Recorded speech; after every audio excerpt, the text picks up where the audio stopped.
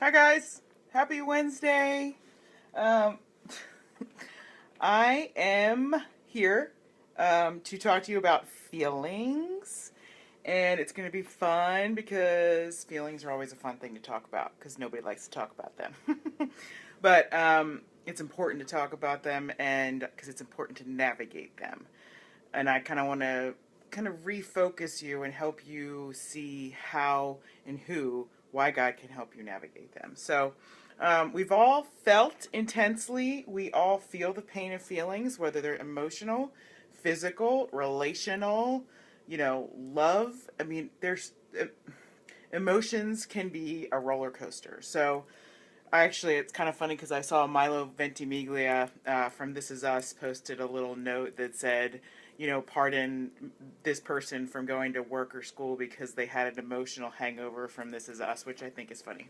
Uh, but it sounds like a lot of people have emotional hangovers, so I'm looking forward to watching it. But um, I actually have the feeling of feelings with physical pain because I was at PT this morning, and my elbow's getting better, but oh man, they were stretching it and it was killing.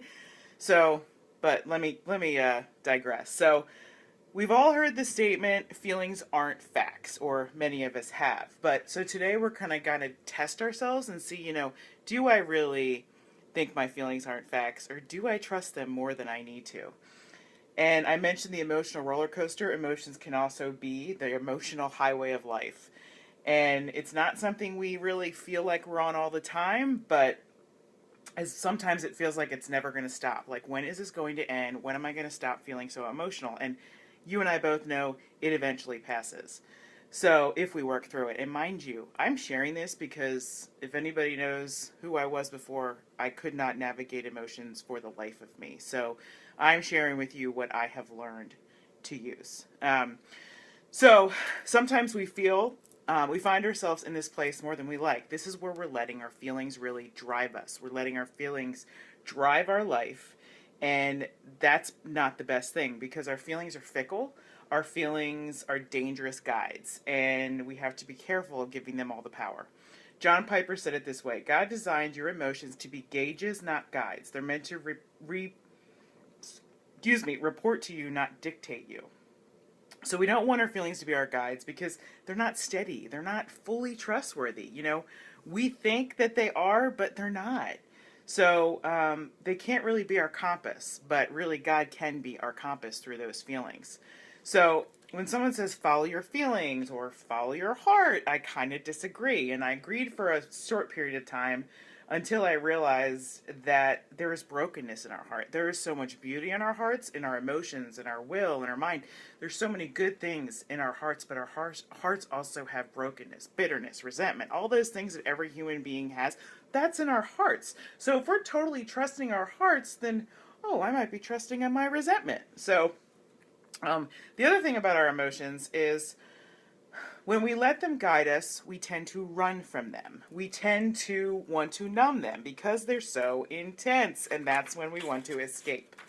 So let me get in the Word a little bit. I want to read to you a couple verses from Proverbs, and Proverbs is really like the book of wisdom. It's where I have learned that wisdom really is the solution to all of my problems, and that wisdom is in the truth in the Word. So last week I mentioned Proverbs 3, verse 5. Trust in the Lord, not yourself, with all your heart, and lean not on your own understanding.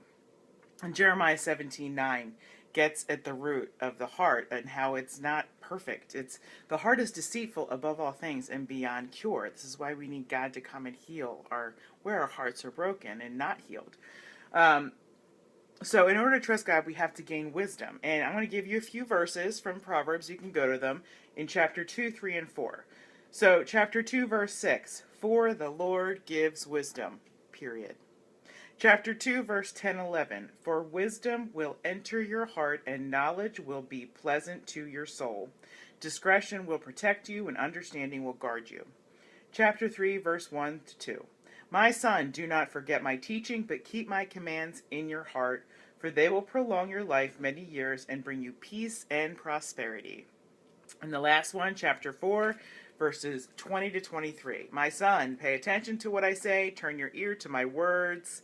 Do not let them out of your sight. Keep them within your heart, for everything you do flows from it.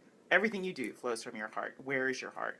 Is it are you wallowing in the brokenness, or are you seeking, the truth? Are you seeking to work through that brokenness? Why do I emphasize it so much? Because I think that the word has become spiritual fuel for your soul. It's certainly become that way for me. And when I am feeling emotionally down, like at the depths, that's really the only thing that's going to kind of bring me back to peace. So I really think that the word feeds us where feelings can't. So we all know what it's like to be hurt terribly. Maybe someone in our lives hurt us. Maybe a relationship broke. We all know what it's like. We all have hearts. They've all been broken. So, and sometimes it feels like there is nothing stronger, like I said earlier. And Joyce Meyer said this: our feelings are real and powerful, but they are not more powerful than God and the truth. So here's the choice you have. You have a choice to wallow in your feelings or come to know God and pick up the word. And okay, when I say wallow in your feelings, we are all going to need to feel. When you go through stuff, you got to feel it. You got to sit with it. Just like when that show This Is Us comes on and people bawl their eyes out. I love it because I'm like, yes, people are feeling. Where the world tries to numb us, people are actually feeling something. And it's good because people are, I on my journey, I have seen shows and media help heal wounds in me. You never know what God's going to use. So I'm so glad that that show is a vehicle for people. But I think we also have to recognize when we watch that our feelings aren't anything, and maybe take those feelings and go, wow, what's going on with me in that? What's not working with me in that? So, and wow, I didn't know I hadn't fully felt that. So, and here's the thing I want you to remember is, don't forget that Jesus came to heal our broken hearts, including those intense feelings. And he came to forgive us our sins, which are often led by our feelings. And not only that, so many of us think God doesn't get our emotional roller coaster. But that is probably one of the biggest things I have learned since I've come to know Jesus, is that he came and he became man. So he really gets us. He really felt things.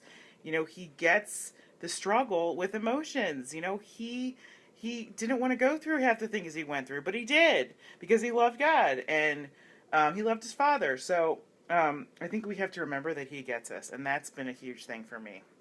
So I want you to maybe this week notice where your feelings are really driving your life, and maybe think about giving God the steering wheel, and letting him guide your life. So, and I know that can be hard. But whatever we're going through, he's guiding us. He's with us. If we trust him, if we just look to him, he's right there. No matter how big that storm is, no matter how frustrated we are with our feelings, they're going to pass, and he's going to be with us through them. It's like that poem, the Footprints poem, when you didn't see, when you didn't see another set of footprints, it's because I was carrying you.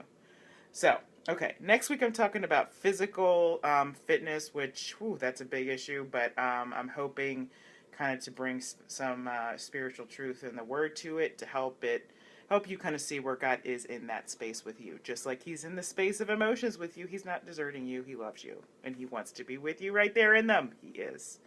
So, okay, you guys have a good week, and hope you're enjoying some warm weather today, and I hope you don't get snow like we're supposed to get this weekend. Okay, have a good week. I will talk to you next Wednesday. Bye-bye.